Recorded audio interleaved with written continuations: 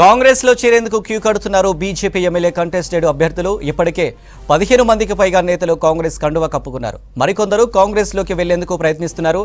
20 మందికి పైగా నేతలు బీజేపీకి టచ్ లో లేనట్లు తెలుస్తుంది.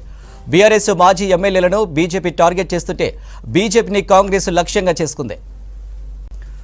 కాంగ్రెస్ లో చేరేందుకు క్యూ కడుతున్నారు బీజేపీ ఎమ్మెల్యే కంటెస్టెడ్ అభ్యర్థులు. ఇప్పటికే 15 మందికి పైగా నేతలు కాంగ్రెస్ కండువా కప్పుకున్నారు. మరికొందరు కాంగ్రెస్ లోకి వెళ్లేందుకు ప్రయత్నిస్తున్నారు. 20 మందికి పైగా నేతలు బీజేపీకి టచ్ లో లేనట్లు తెలుస్తుంది.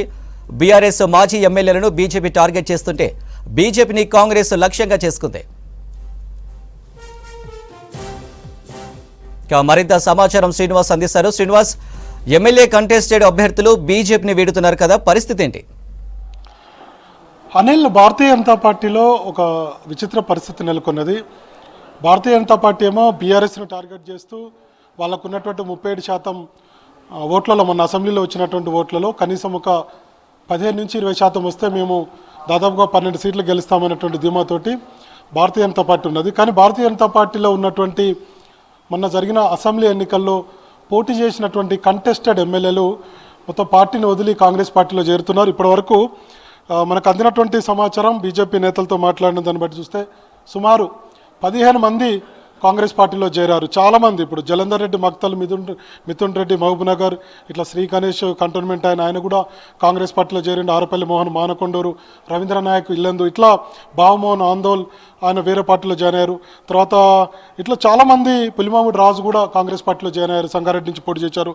తర్వాత కుత్బుల్లాపూర్ కంటెస్టెడ్ ఎమ్మెల్యే కూన శ్రీశైలం గౌడ్ కూడా ఆయన కూడా కాంగ్రెస్ పార్టీలో చేరారు. సతీష్ మాదిగ అచ్చంపేట ఆయన కూడా కాంగ్రెస్ పార్టీలో చేరారు. ఇట్లా బీజేపీ మన అసెంబ్లీ ఎన్నికల్లో 111 సీట్లలో పోటీ చేసింది. 111 సీట్లలో పోటీ చేస్తే గెలిచిందేమో 8. ఇక మిగతా అన్ని కూడా దాదాపుగా 103 చోట్ల భారతీయ జనతా పార్టీ ఓడిపోయింది.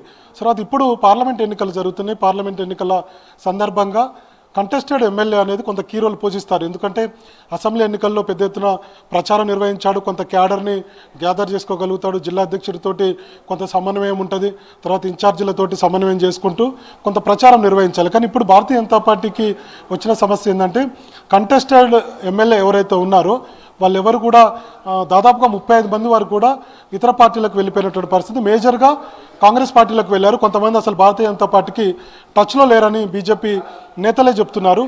సో మొత్తం ఒక 15 మంది ఏమో కాంగ్రెస్ పార్టీలోకి వెళ్తే సుమారుగా ఒకరిద్దరు, కొంతమంది ఏమో అసలు పార్టీలోకి టచ్లో లేకుండా ఉండిపోయారు. సో మరికొంతమంది అసలు పార్టీలో ఉన్నారా లేరా అన్నట్టుగానే ఉంది. ఎందుకంటే ఇతర పార్టీలో ఉన్నటువంటి వాళ్ళందరికీ కూడా భారతీయ జనతా పార్టీ అప్పుడు టికెట్ ఇచ్చింది వచ్చిన వాళ్ళ అందరికీ. సో ఇప్పుడు మాత్రం వాళ్ళు ఎక్కడ కూడా కనిపించడం లేదు. ఇది క్యాడర్ ఏమంటుందంటే ఇప్పుడు ఉన్నటువంటి పరిస్థితుల్లో భారతీయ జనతా పార్టీ 32% ఓట్లతోటి దాదాపుగా 12 ఎంపీ సీట్లను గెలుచుకోవాలన్నటువంటి టార్గెట్ పెట్టుకున్నాం. మోడీ మానియా ఉంది, మోడీ ఇమేజ్ ఉంది, ఇదంతా నడుస్తుంది. కానీ గ్రౌండ్లో మాత్రం మొన్ననే ఒక 6 నెలల క్రితం ఎమ్మెల్యేలుగా కంటెస్టెడ్ ఎమ్మెల్యేలుగా ఉన్నటువంటి నేతలందరూ కూడా బీజేపీ అభ్యర్థులుగా ఎమ్మెల్యేలుగా పోటీ చేసినటువంటి వాళ్ళందరూ కూడా చాలా నియోజకవర్గాల్లో కనిపించడం లేదు అనేటువంటి ఒక అభిప్రాయంతో క్యాడర్ ఉంది. ఇది కొంత ఎంపీ ఎలక్షన్స్కు మైనస్ అయ్యేటువంటి అవకాశం ఉందనేది చాలామంది బీజేపీ క్యాడర్ చెప్తున్నటువంటి మాట. సో ఇప్పటికీ ఆ ప్రయత్నం కూడా చేయడం లేదు, ఆపేటువంటి ప్రయత్నం చేయడం లేదు. తర్వాత పార్టీ ముఖ్య నేతలు కూడా వెళ్ళిపోయే వాళ్ళతోటి మాట్లాడేటువంటి పరిస్థితి లేదు. సో మహబూబ్నగర్ నుంచి మొదలు పెడితే ఆదిలాబాద్ వరకు కూడా చాలామంది నేతలు కాంగ్రెస్ పార్టీలోకి వెళ్తున్నటువంటి పరిస్థితి అయితే ఉంది. ఇది కొంత పార్టీకి మైనస్గా చాలామంది నేతలు అయితే చెప్తున్నారు. ఇక మరొక విషయం, ఇందాక మనం చెప్పినట్టుగా బీఆర్ఎస్ను భారతీయ జనతా పార్టీ టార్గెట్ చేసింది. అక్కడ ఉన్నటువంటి ఓట్లను కొంత ఇటు టర్న్ చేసుకోవాలన్నటువంటి ఆలోచనతోటి గత కొన్ని రోజుల నుంచి కూడా ఒక గ్రౌండ్ వర్క్ చేస్తుంది.